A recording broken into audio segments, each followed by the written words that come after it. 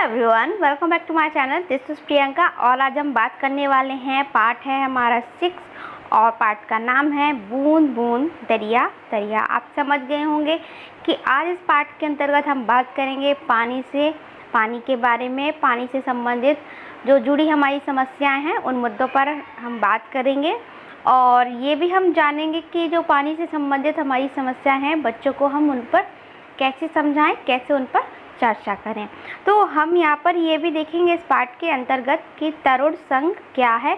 हमारे last CTET exam में हमसे पूछा गया है कि तरुण संघ क्या है, तो हम ये भी जानेंगे। इसके टॉपिक पर भी हम बात करेंगे कि तरुण संघ आखिर है क्या। और ये भी आपने देखा होगा कि अल-बरूनी आपके एग्ज़ाम में आया है काफ़ी बार, तो ये भी हम जानेंगे कि जाने कौन है अल-बरूनी। तो कैसे समझाएं बच्चों को पानी संबंधित समस्याएं। तो चलिए वीडियो को शुरू करते हैं। और ये है हमारा 2020 सीटेट स्पेशल। तो चलिए वीडियो को शुरू करते हैं।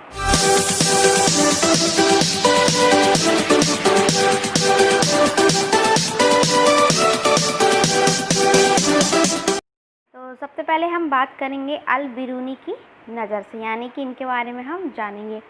1000 से भी ज़्यादा साल पहले एक यात्री भारत आए। इनका नाम अल-बिरूनी जिस देश से आए थे उसे आजकल उज़्बेकिस्तान कहते हैं। ठीक है, तो ये एक तो आपको याद रखना है कि ये क्या थे, एक यात्री थे और जो कहाँ पर आए थे, भारत में आए थे। इनका नाम क्या था, अल-बिरूनी। और अल-बिरूनी जिस देश से आए थे उसे क्या कहते हैं, उज़्बेकिस्तान। ये आपको पॉइंट नोट करना है क्योंकि एक बार जब मैंने एग्ज़ाम दिया था तो उस समय पूछा गया था कि अल-बिरूनी जिस देश से आए थे उस देश का नाम आपको बताना था। तो आपको याद रखना है उज़्बेकिस्तान। ठीक है, तो इस तरीके से आप क्या करेंगे, इसको याद रखने की कोशिश करेंगे और कहीं आप चाहें नोट करके रख लीजिए। उज़्बेकिस्तान कहाँ से आए थे, जो भारत में आए थे, और इनके जो देश का नाम था जहाँ से ये आए थे उसे हम बोलते हैं उज़्बेकिस्तान। ठीक है, नेक्स्ट हम बात करते हैं। अल-बिरूनी ने बहुत ही बारीक से चीज़ों और जगहों को देखा और उनके बारे में लिखा, ख़ास तौर से वो जो उन्हें अपने देश से अलग लगती है। चलो देखें कि अल-बिरूनी उस समय के तालाबों के बारे में क्या लिखते हैं। ठीक है, तो ये देखते हैं कि क्या लिखते हैं। आगे हम बात करते हैं, ये आप देख पा रहे होंगे। अब इन्होंने जो लिखा है उसके बारे में हम चर्चा करते हैं। यहाँ के लोग तालाब बनाने में माहिर हैं। अगर हमारे देश के लोग इनके देखेंगे तो हैरान रह जाएंगे। बहुत बड़े भारी पत्थरों को लोहे और कुंडों सरियों से जोड़कर तालाबों के चारों तरफ चबूतरे बनाए जाते हैं। इन चबूतरों के बीच में ऊपर से नीचे जाती हुई सीढ़ियों की लंबी कतारें होती हैं। लोगों के उतरने चढ़ने के रास्ते अलग होते हैं। यहाँ कभी भीड़ लगने से परेशानी नहीं होती है। ठीक है, तो इस तरीके से क्या है, इन्होंने तालाबों के बारे में कुछ अपने विचार लिखे हैं। ठीक है, आज इतिहास पढ़ने वालों को अल-बिरूनी की किताबों से उस ज़माने के बारे में कुछ पता चलता है। आप देखो, ये एक आपसे बहुत ही मोस्ट इम्पॉर्टेंट है। ये जो लाइन है ना, ये एक बार ये भी सीटेट के एग्ज़ाम में आई हुई है। वैसे मुझे टाइम तो नहीं पता है किस समय आया था, लेकिन मुझे 100% पता है कि ये सवाल पूछा गया था कि यह डाक टिकट 1973 में छपी थी और उनके जन्म के 1000 साल पूरे हुए थे। अब ये ऐसे क्वेश्चन आया था कि जब उनकी जब डाक जो टिकट था, जब उनकी जो फ़ोटो था छपी थी तो उनके जन्म के कितने साल पूरे हो गए थे। तो उनके जन्म के 1000 साल पूरे हो गए थे जब यह डाक टिकट 1973 में छपी थी। तो देखा कितना छोटा सा पॉइंट है और आपसे पूछ लिया गया है। तो ऐसे ही आप समझ लीजिए कि हमारे लिए एनसीईआरटी हमारे सीटेट के लिए कितनी ज़्यादा इम्पोर्टेंट करती हैं। आप मान लीजिए एक पैराग्राफ के अंदर एक छोटी सी आपको लिखी हुई लाइन आपके एग्ज़ाम में पूछी गई है। तो इसीलिए वीडियो को बहुत ही बारीकी से आप समझिएगा, ध्यान से देखिएगा। मैं 100% कहती हूँ कि आपको सफलता ज़रूर मिलेगी इन्हीं नोट्सों के माध्यम से। तो चलिए आगे हम देखते हैं अपने अगले पॉइंट। नेक्स्ट है हमारा, अपनी एनसीईआरटी के अकॉर्डिंग हम बात कर रहे हैं, क्या यह मुमकिन है आज कई संस्थाएं पानी के इंतजाम में लगी हुई हैं। वे लोग बुजुर्ग से मिलकर यह जानने की कोशिश करते हैं कि उनके ज़माने में पानी का इंतजाम किस तरह किया जाता था। वे पुराने तालाबों की मरम्मत करते हैं और नए तालाब भी बनाते हैं। चलो देखें कि तरुण भारत संघ नाम की एक संस्था ने दड़की माई की मदद कैसे की। तो अब हम यहाँ पर जानेंगे कि आखिर तरुण संघ भारत यह है क्या, यानी कि तरुण भारत संघ है क्या।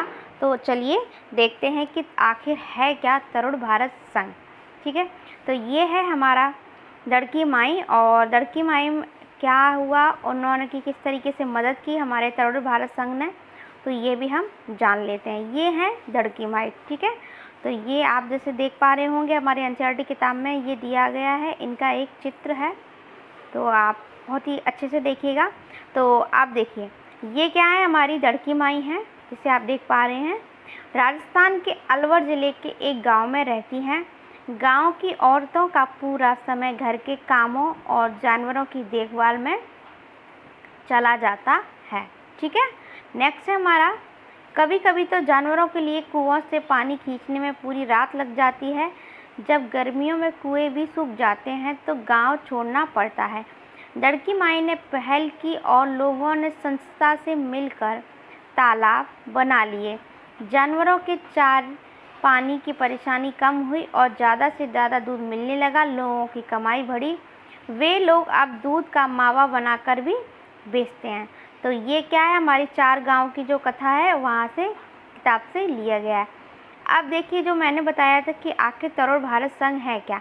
ये तरुण भारत संघ एक ऐसी संस्था है जो पुराने तालाबों की मरम्मत करते हैं और नए तालाब भी बनाते हैं। तो इसको हम बोलते हैं, जो संस्था है उसका नाम है हमारा तरुण भारत संघ।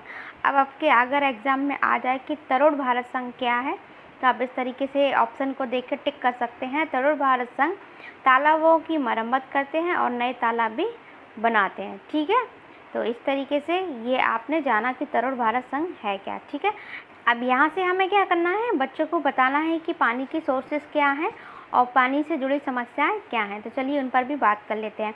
हमारे मोहल्ले में दिन भर 2 बार जल बोर्ड का टैंकर आता है। पानी के लिए लंबी लाइनें लगती हैं, रोज़ झगड़े। ये क्या है, एक तरीके के वाद विवाद होते रहते हैं। कई कई जगहों पर आपको देखने के लिए मिलते होंगे, चिल्लम चिल्ली होती रहती है वहाँ पर।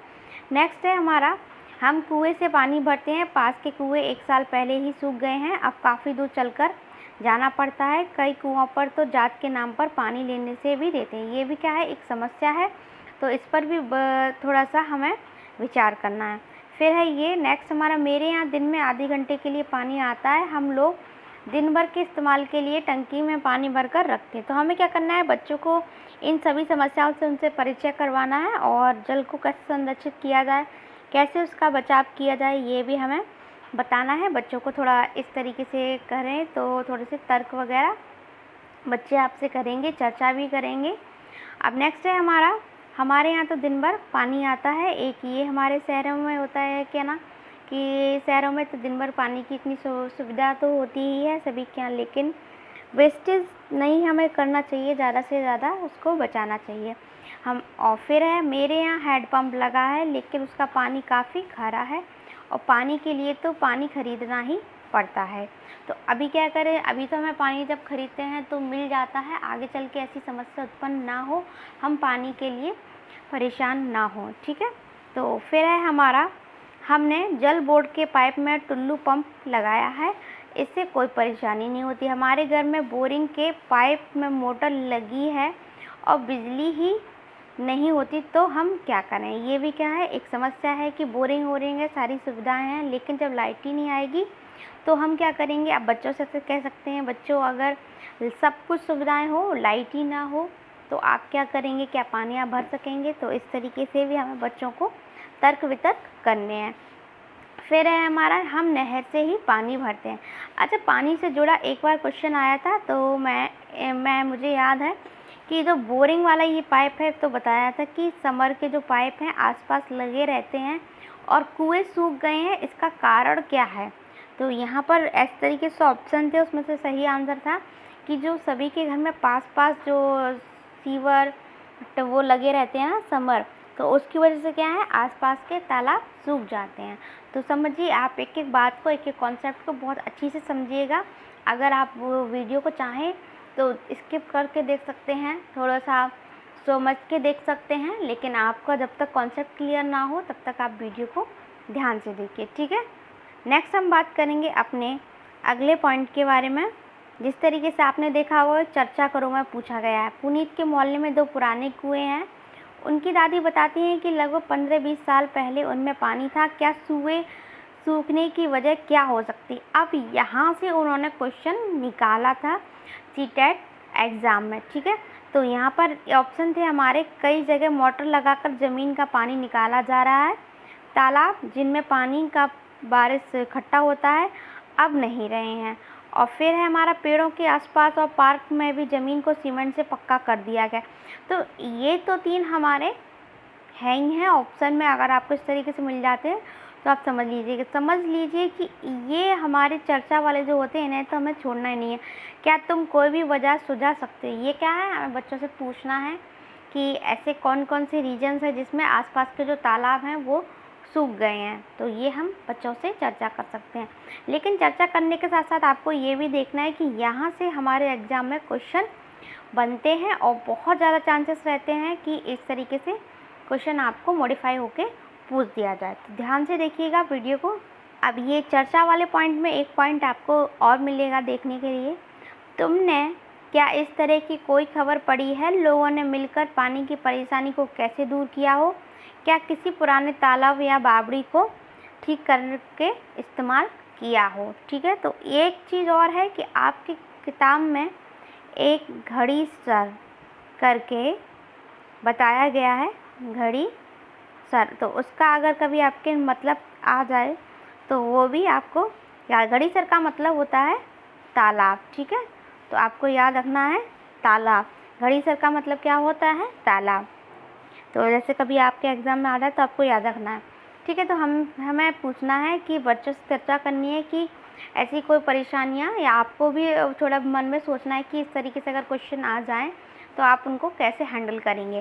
तो क्या क्या रीजन्स हो सकते हैं, क्या क्या आपके जो कुछ ऐसे हैं जो पुराने तालाब या बावड़ी को आपने ठीक करके इस्तेमाल किया हो। अच्छा, आपको याद रखना है पुराने तालाब और बावड़ी को जो ठीक करते हैं उनको क्या हम कहते हैं, तरुण भारत संघ, ठीक है।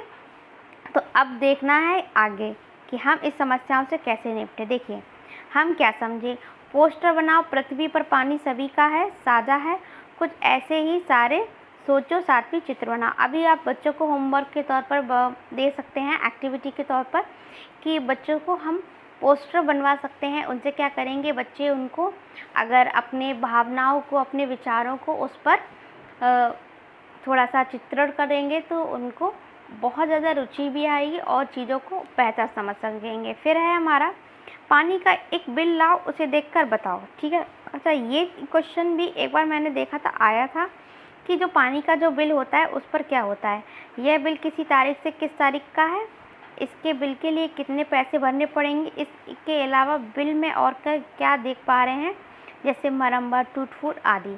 अब ये चीज़ें यहाँ पर दी थी कि पानी के बिल पर आपको क्या क्या चीज़ें देखने को मिलती हैं। तो ये था, ठीक है। ऐसे ही एक टिकट था जो बता रहे थे कि डाक टिकट पर क्या क्या होता है। तो इस तरीके से आपके कैसे भी क्वेश्चन आ सकते हैं। सीटेट की एक एक लाइन बहुत ही आपके लिए इम्पोर्टेंट है। तो चलिए इस तरीके से आप इसको देख पा रहे होंगे। जैसे कि अब हम यहाँ से देखेंगे कि हमारा एक ये दिल्ली जल बोर्ड का है। तो यहाँ पर आप देख सकते हैं कि इसमें क्या क्या होता है और क्या क्या चीज़ें होती हैं, तारीख होती है, कितना भुगतान करना है, इस तरीके से सारी चीज़ें हैं। तो ये थी हमारी आज की वीडियो एनसीईआरटी के लिए, जो पानी के मुद्दों पर थी। तो अगर आज की आपकी वीडियो अच्छी लगी हो तो प्लीज़ लाइक कीजिएगा, सब्सक्राइब कीजिएगा। Thank you for watching this video.